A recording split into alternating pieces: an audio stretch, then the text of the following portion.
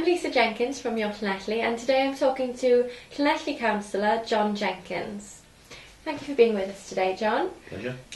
So would you like to start by telling us a little bit about why you first decided to get into politics? Yes, it was an interest I had in school. A couple of my teachers encouraged me ways I could carry it forward. A chance conversation led me to join one of the political parties and took it from there. So why did you decide to choose the Conservative Party? Well, I don't know. Kids do a lot of stupid things when they're young, you know. Some turn to crime, some do drugs. I did the Tory party, so... Well, you could say that that's more sensible than some people. Some days I wish I'd just done the drugs. Well, speaking about drugs, there's quite a problem with crime in Llanelli and with drugs also. And last year you were actually attacked on the streets. How did that make you feel about living in Llanelli? I think when you're proud of the town, you know, and you've grown up in the town, you like to think that there are no-go areas, that you're safe to go anywhere in the town. I think that was the first time I think it came home to me that there are parts of Llanelli where you know, you're putting yourself in harm's way by going. I don't like that thought, that there's parts of my town where it's advisable not to go after a certain hour. So I think that just highlights an issue that needs tackling. So what do you think can be done to make it a safer place? I've always been a great believer in zero tolerance policing, high visibility policing. The old-fashioned phrase is Bobby's on the beat. You know, if people see a police presence and it's highly visible, I think it does deter those who are tempted to do wrong, or at least makes them think twice. I think we've perhaps moved away from that these days, but it's certainly something I would favour. The youths that attacked you, have they been brought to justice? No, not at all, unfortunately. We found out who one of them was, but no, the police said because the CCTV wasn't working. Trust me, to be attacked in the one street where the CCTV wasn't working, nothing could be done. So what do you think makes a person want to behave in that way? On this instance, there was a specific circumstance which arose to it. There had been a funeral, a big funeral in town that day, and a couple of the locals had been fighting with a couple of the funeral goers. And of course, funeral goers are all dressed in suits. I just happened to walk down the wrong street at the wrong time dressed in a suit, so I think they thought I was part of the funeral and carried their fight forward with me. Apart from that, I think just some people, I don't know, I was a governor of a school for a couple of years, and you could see firsthand some children had been brought up in broken homes where there was perhaps a breakdown of parental sort of control over the children. And that was heartbreaking to see, and I just fear that as the generations go on, generations are being brought up by previous generations who have challenging circumstances, and it's just getting worse. So I don't know, perhaps something could be done in the schools, perhaps more help needs to be given to parents, because it must be one of the hardest jobs in the world being a parent, because you can't control your kids all the time. Once they're out of the house, who knows what's happening. So no, I think that's perhaps the schools need to get in early and help with that. Yeah, definitely. So what do you think is one of the biggest challenges facing Llanelli at the moment? I mean, the drugs problem, shouldn't really joke about it, it's a serious problem in Llanelli, as it is probably in a lot of other large towns. I think we really need now to get serious on the drug dealers who are causing serious havoc in many of our communities. So I think we really need to get tough there. All the problematic people seem to be in one particular area of Llanelli. How can this be resolved? Can they be moved to different places? I just think that for example, the Station Road area, it's almost as if now we've surrendered that area. It's highly concentrated. There's not much supervision or responsibility there. So frankly, they're running amok, and that is where you get this ghettoisation, and that becomes a no-go area.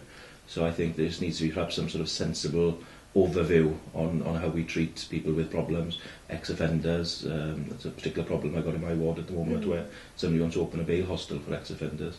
So I just think we need to be sensible in how we place these people and how we supervise them, give them the support that they deserve, as well as the protection the community deserves. So this bail hostel is the one that they're planning permission for in Oldcastle Road? In Oldcastle Road, yes. So how far has that progressed at the moment? At the moment it's in the very early stage. They don't have planning permission for it. So that's obviously the first fight that the local residents will be fighting. It's next to a nursery, it's near the leisure centre, it's very close to the town centre. It's, I think, a case of giving the right support in the right place, and this facility does neither. So it's something that concerns the residents, and if it concerns them, it concerns me. So what do you think you can do to help the situation? Obviously, as the local councillor, I've got a part to play in the planning process, sort of leading the campaign against the planning permission, liaising with the housing department to try and make sure them aware that we, the community, think it's the wrong place for this sort of facility, and hopefully then it's just sort of trying to convince people that there's better ways, not just for the community but for the service users who are proposed to go in there. It would not be suitable for them, so I guess just a matter of talking, sitting down and trying to talk common sense. So if these offenders did move into the premises, how do you think the local community would behave towards them? I wouldn't like to live next door to it. I think there's already a fear of crime in that part of the world. There's a facility nearby which has a bit of a problem. Some of their users have disrupted the lives of the local residents, and certainly having this facility so close to that existing facility, I think will be putting the vulnerable service users in harm's way. So I just think it's a bit of a melting pot, and it's completely the wrong place for it. So just a question of finding a sensible place for it.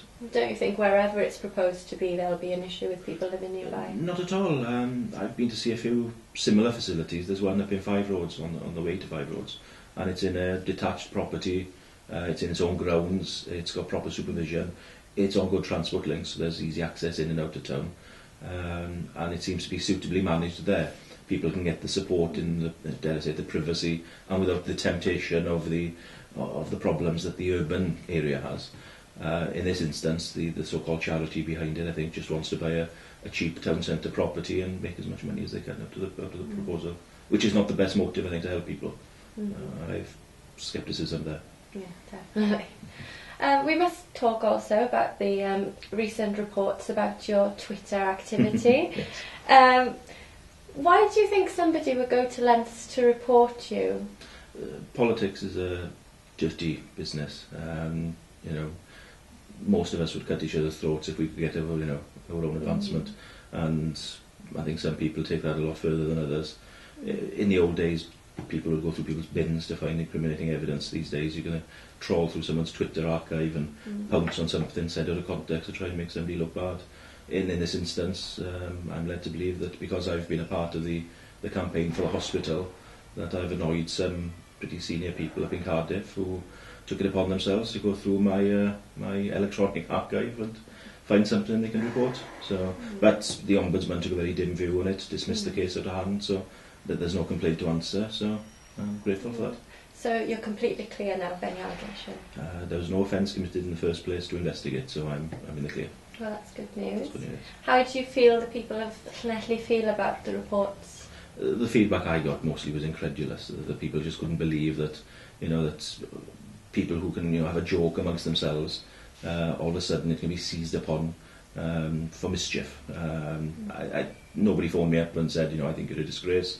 All the calls I had were sympathetic, and from some surprising sources, people who I thought, that I didn't really get on with, phoned me up to say, well, look, it's disgusting. I'm not part of it. I didn't have anything to do with it. So, and they were sort of, how can I say, disgusted by the people who were involved. So I was touched by that. Yes.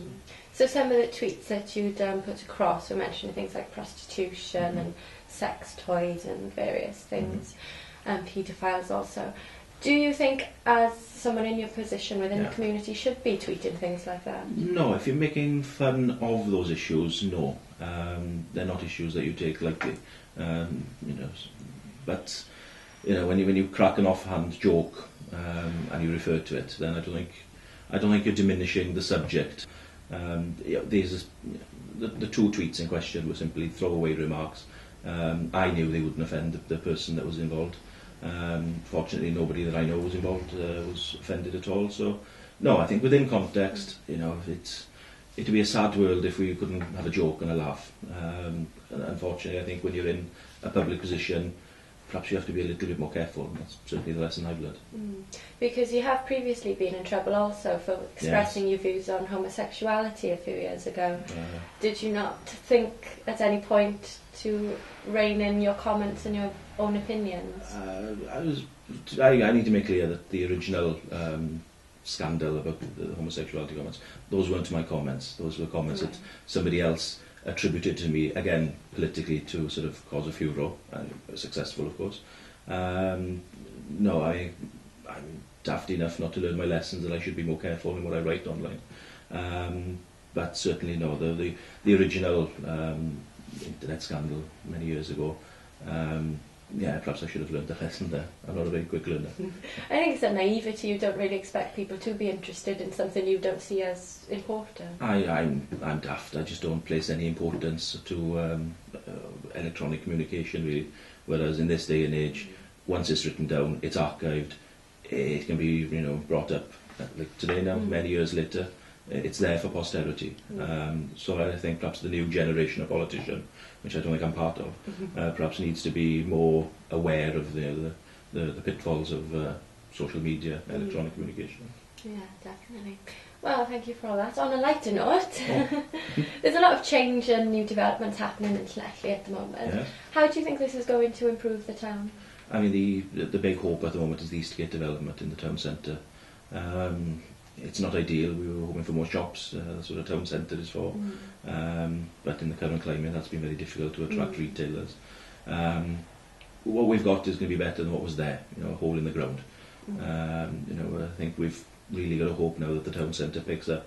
That the fact that there is an entertainment reason to go to Llanelli. If half the people who currently go to Swansea stay in Llanelli to go to the cinema, there'll be a lot more people in the town centre spending money going to the shops. It's a hope. I think that's what Llanelli town needs at the moment, is hope that we've been through our toughest years.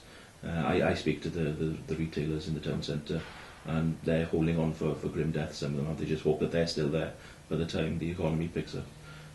So yes, hopefully, there'll be this hope on the horizon. I hope to see a lot more people in Llanelli staying in Llanelli. That's what we want. And hopefully then the town will pick up from there. Do you think this will be the beginning for more people coming into the shops and new stores there? Because there's a lot of pawn shops and cash converter type shops at the moment, which is not good for people coming into the town to see. They are merely a symptom. Generally they fill a void when there's nothing else there. When rents and rates go down, they swoop in. Hopefully now when the new development kicks in, people start staying in the town. They go to the cinemas, they go to the restaurants, but they also go shopping. If you have 5,000 or 6,000 extra people walking through the town, and just a percentage of them go into the shops and buy something, that footfall, that uplift then, we'll start seeing other retailers thinking, well, I want to be in the town centre, I want a piece of that action, and hopefully we start attracting better shops, new shops that haven't previously been in the town. Dare I say it, some which have left to go to Trostre, return to the town centre, and I think that'll be the revival of Llanelli town centre, and that can't come soon enough. So what do you see your role as being within the future of Llanelli? I mean, in terms of the town centre, it's working with retailers. I visit them now, and they bring their problems to me, and it's my job to help them out. It's just being there for people, just to try and solve their problems. I think all of us who care about our town have a responsibility, I think, to do all they can to help our town. And if my small contribution can help just one or two people, then that's the job done. Hopefully I'm helping a few more. Well, we hope you do as well, John. I'll try my best. Thank you very much for being with us today. No problem. And we shall hope to catch up with you again and get some updated information about the town of Llanelli. Fingers crossed. Thank you. Thank you very much. Cheers.